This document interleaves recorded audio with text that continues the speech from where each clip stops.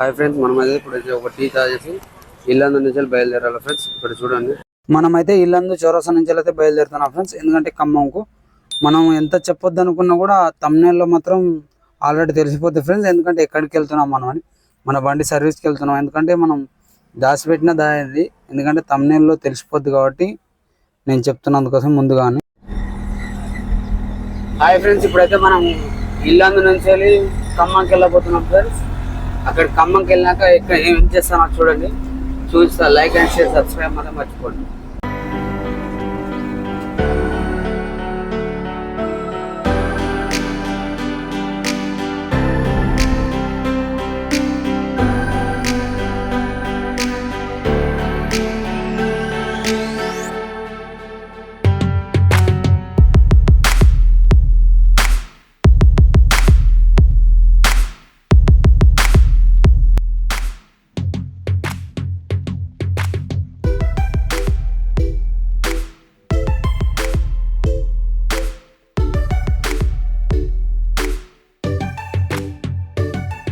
Hi friends, ఇదైతే బాలేపల్లిలో నుంచి వెళ్తున్నాం మనం అయితే బై బస్.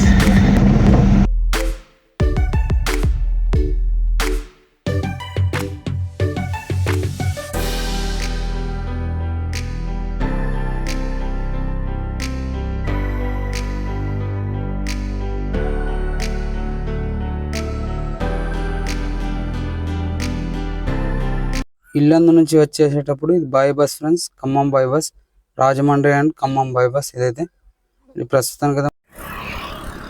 హాయ్ ఫ్రెండ్స్, ఇప్పుడైతే మనం టిఫిన్ చేసిన కదా ఇక్కడ ఆపేసాం ఫ్రెండ్స్. చౌరస్తా అక్కడ చూడండి, ఇది Khammam by bus. Hi friends, ఇప్పుడైతే తినేసి బయలుదేరుతున్నాం మనమైతే. ఇది ఖమ్మం టు మన రాజమండ్రి బై బస్. ఇప్పుడైతే ఖమ్మంలోకి వెళ్తున్నాం మనం. అక్కడ వెళ్ళాక చెప్తా ఏం జరిగేది ఫ్రెండ్స్. ఇక్కడనే మనం ఆపాల్సింది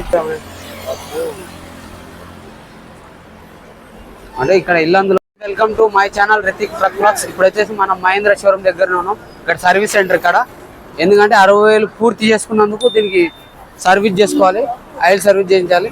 ఎందుకంటే మనం దీని ఆయిల్ సర్వీస్ చేసినాక దీనికి ఒక ప్రాబ్లం వచ్చింది, సర్వీసింగ్కి వచ్చేస్తాం. ఎందుకంటే మనకు 60,000 పూర్తి చేసుకుంది బండి అయితే 2 సంవత్సరాలకు వేసుకున్నందుకు. ఎందుకంటే ఇది మినిమం దీనికి ప్రాబ్లం వచ్చేసి ఏంటంటే, నాకు అర్థం కాలేదు సార్, క్లచ్ ప్లేట్ పోయాయి.